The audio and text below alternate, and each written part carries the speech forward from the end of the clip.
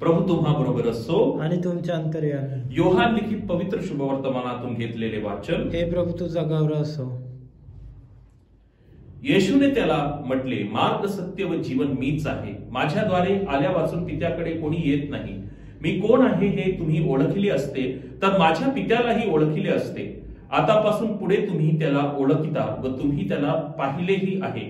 Philip त्याला म्हणाला, प्रभूजी आम्हाला पिता दाखवा म्हणजे आम्हाला पुरे आहे।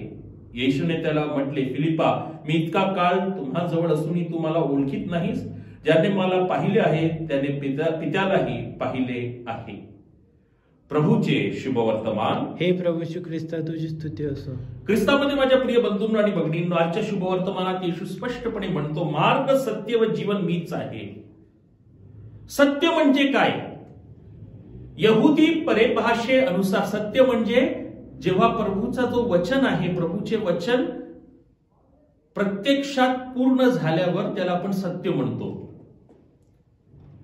आणि खरोखर येशू सत्य आहे, कारण त्यांनी प्रभूचे जे वचन आहे, अभिवचन आहे, पूर्ण केलं। आणि या सत्याच्या मार्गावर चालूनही आपण सार्वकालिक जीवन प्राप्त करू शकतो। त्याच्या वाचून त्याला सोडून आपण सार्वकालिक जीवन प्राप्त करू शकत नाही। आणि म्हणून आजचे हे शुभवर्तमान आम्हासाठी एक आध्यात्मिक ताकीद आहे। होय, आपण ख्रिस्ती आहोत, परंतु या पाचारणाला आपण गृहीत धरू नये। निरंतर आपण ख्रिस्तीय पावित्र्यामध्ये वाढलं पाहिजे, विकसित झालं पाहिजे। निरंतर त्याच्या शिष्यत्वामध्ये वाढलं पाहिजे, जसं संत फिलिप व संत याकोब वाढले।